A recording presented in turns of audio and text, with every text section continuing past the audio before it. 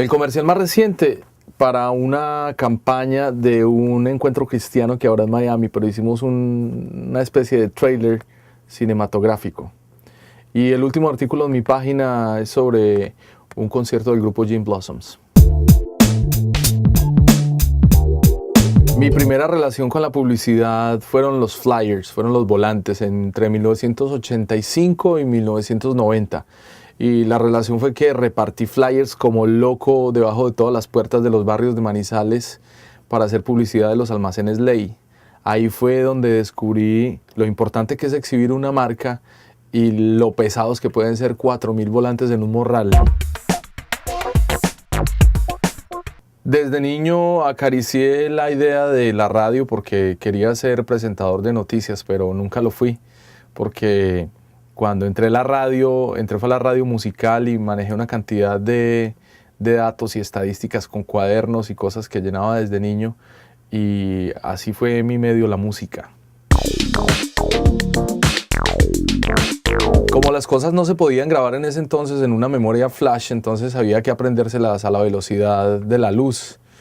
Y tenía muy buena memoria y lo que hice fue memorizar toda la música y reconocer voces que después iba a imitar en la radio, como Shadow Stevens, Casey Kasem, Tito López, Donny Miranda, Santiago Ríos, Otto Greifenstein. Eran otros tiempos, no había tecnología hi-fi, ni Wi-Fi, ni iPod, pero había mucha imaginación. Mi primer comercial de radio fue una cuña en Manizales de 30 segundos para un producto que era de arepas cuadradas. En ese entonces me dio mucho susto, no tanto por el comercial o porque fuera la primera vez, sino por las arepas cuadradas. Es que una arepa cuadrada puede ser una cosa muy miedosa. Y como fue la primera vez, no me pagaron. En cambio, las 50 siguientes veces, tampoco. Tuve muchas dificultades en la radio porque cuando iba a grabar, los grabadores me detestaban porque me caía mucho, o sea, tenía que repetir muchas veces. Y me iba muy mal, especialmente en el morning show, en el programa de la mañana, porque me daban un recorte de periódico y yo no era capaz de resumirlo. Entonces terminaba diciendo una cosa completamente diferente a lo que decía en el periódico. Y era peor cuando tenía que hacer un libreto, porque tenía que decir lo que decía ahí. Y el problema era que la improvisación no se podía hacer y me enredaba 100.000 veces y fue traumático. Realmente me llegaron a detestar en el estudio de grabación.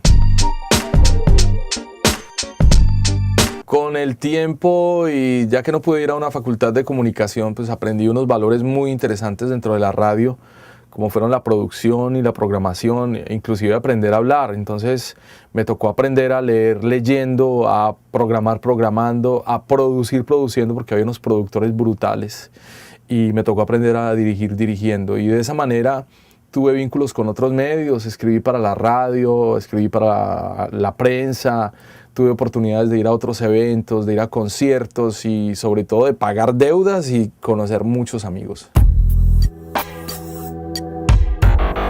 Cuando llegué a Medellín tuve la fortuna de programar la primera emisora especializada en Colombia, que fue Radioactiva El Planeta Rock, y de esa manera nos divertimos mucho haciendo radio, porque nos despreocupamos por otros géneros musicales que venían sin duda reclamando espacio, pero ya no nos interesaban, y nos dedicamos fue a divertirnos haciendo lo que sabíamos. Por esa razón, y porque en Medellín todo el mundo era número 1, hicimos el programa número 2 del FM y nos divertimos muchísimo, tanto hasta el punto que la gente ya no decía más la emisora número 1 de Medellín, ya eso era un hito. Y de esta manera aprendimos a divertirnos haciendo un trabajo radial en donde se mostraba la ciudad, y yo he oído hablar de gente que se despierta llorando. En cambio, yo muchas veces me he despertado riéndome. Como mi mamá insistía tanto en que necesitaba un cartón universitario para colgar en un hueco con forma de mapa en la casa, entonces me fui para el Instituto de Artes y con la ayuda de mis compañeros publicistas hice mi carrera, pero ya llevaba 13 años de práctica. Al ir cerrando una por una de las emisoras del sistema Radioactiva, pues yo me quedé sin piso y por un buen rato me quedé sin nada que hacer, pero hice otras cosas como ser profesor en la Colegiatura Colombiana de Diseño, trabajé para la Cámara de Comercio de Medellín, hasta que me ofrecieron hacer otra radio, una radio que ya había hecho y la verdad no llenó mis expectativas. Y me vine para Estados Unidos, hice otra radio que fue la radio mexicana, que tampoco es que me haya llenado mucho porque realmente no soy muy mexicano, que digamos, y aquí voy. Así que comencé a escribir y a escribir y a escribir, especialmente para mi página de internet. Después empecé a escribir para otros medios publicitarios y páginas de Colombia. Y escribiendo, alguien me había dicho que hubo un poeta que a sus 50 años le vinieron a publicar por primera vez algo. La verdad yo no podía esperar tanto y apareció una oportunidad en una agencia de publicidad. Ahí estoy como redactor. ¿Y cuál es mi trabajo? Pues escribir y escribir. Y lo que escribo es publicidad.